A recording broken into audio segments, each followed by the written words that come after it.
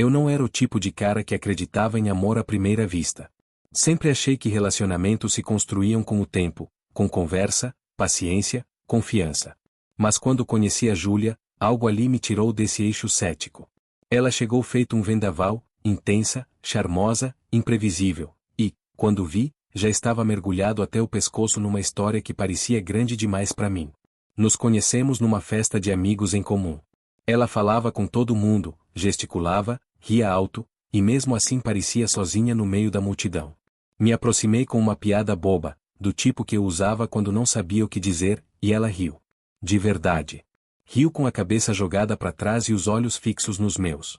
Foi como se, em segundos, ela tivesse colocado uma âncora dentro de mim. Começamos a sair com frequência. Primeiro cafés, depois jantares, depois finais de semana inteiros juntos. Em poucos meses, estávamos dividindo a mesma cama, o mesmo espaço, os mesmos planos. Parecia certo. Ela dizia que se sentia segura comigo, que eu trazia equilíbrio à vida dela. Eu, por outro lado, me sentia vivo. Estar com ela era intenso, às vezes cansativo, mas viciante. Como tentar domar uma tempestade com as mãos nuas. O apartamento e a rotina. Alugamos um apartamento juntos após 8 meses de namoro. Um lugar pequeno, com paredes brancas e janelas grandes que deixavam o sol invadir tudo. Decoramos do nosso jeito, ela cheia de ideias de design, eu com minha praticidade. Eu cuidava das finanças, ela cuidava dos detalhes. Nos primeiros meses, tudo era cumplicidade. Mas, com o tempo, a intensidade virou oscilação. Júlia tinha dias maravilhosos, nos quais ela me enchia de carinho, preparava café na cama, falava do futuro. E outros dias nos quais ela ficava muda, trancada no quarto, dizendo que precisava de espaço. Eu, paciente, tentava entender. Perguntava o que havia de errado. Ela só dizia: "Você não entenderia." No começo, eu insistia. Tentava conversar, resolver, dar apoio. Depois, comecei a recuar. Me sentia intruso. Era como pisar em um campo minado emocional. Qualquer palavra podia virar motivo para silêncio ou choro. Mas, ainda assim, não havia brigas. Não havia traições. Só um silêncio que crescia aos poucos e me deixava confuso. O dia em que tudo virou. Foi num sábado. Eu tinha acordado cedo, feito café e deixado uma flor na xícara dela, um costume nosso desde o início. Mas ela nem olhou para mim. Passou por mim como se eu fosse invisível. Tentei brincar, puxar assunto. Ela respondeu com um aham seco. À tarde, sentou-se na beira do sofá, olhou para mim com olhos frios, e disse: "Acho que não dá mais. Você precisa sair." Sem gritos. Sem crise. Só uma frase cortante, como uma faca afiada que corta fundo sem fazer barulho. Eu fiquei em choque. Perguntei se ela estava falando sério. Ela só balançou a cabeça. "Não é você. Eu só não consigo mais. Preciso de paz." Mas, paz de quê? O que houve? Eu não sei. Só preciso ficar sozinha. Não houve discussão. Não me deram o direito de me defender. Em menos de 1 hora, eu tinha colocado algumas roupas na mochila e pedido um Uber para a casa de um amigo. Fui embora sem entender nada. E o pior, sem conseguir odiá-la. O luto e a reconstrução. Os dias seguintes foram um borrão. A sensação era de estar em queda livre sem saber quando ou onde ia bater. Dormia mal, comia pouco. Revia conversas antigas tentando encontrar um motivo, um indício, uma pista.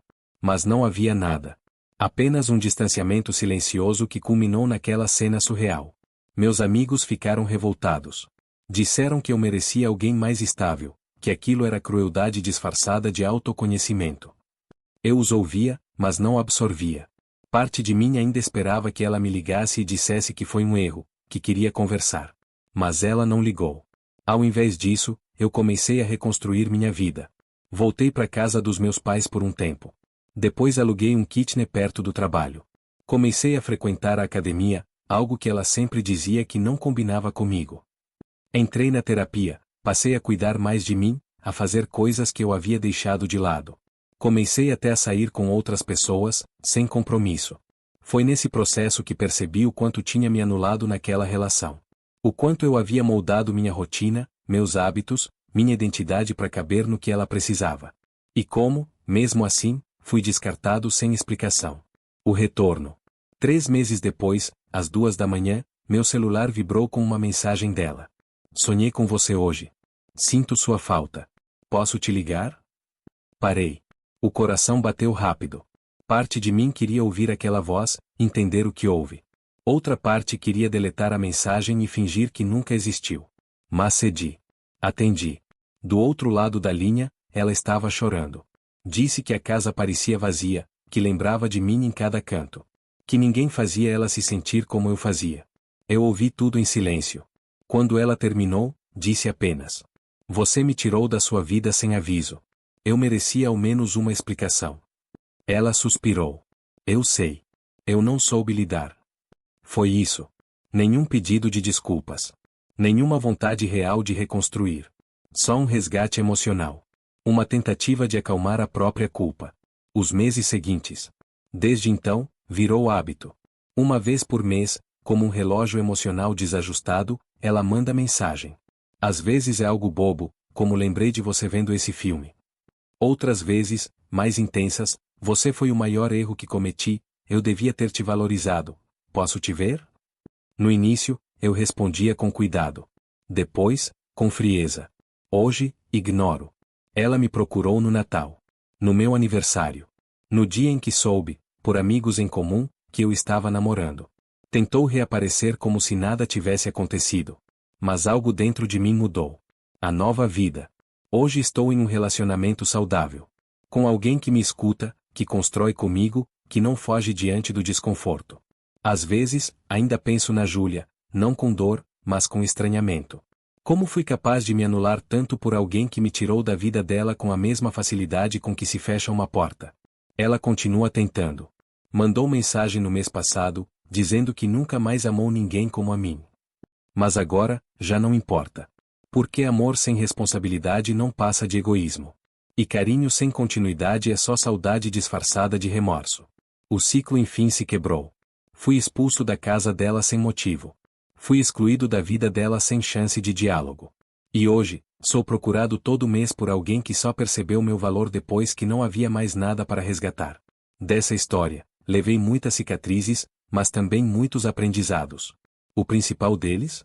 Quem te tira da vida sem razão não merece um lugar de volta quando a solidão aperta.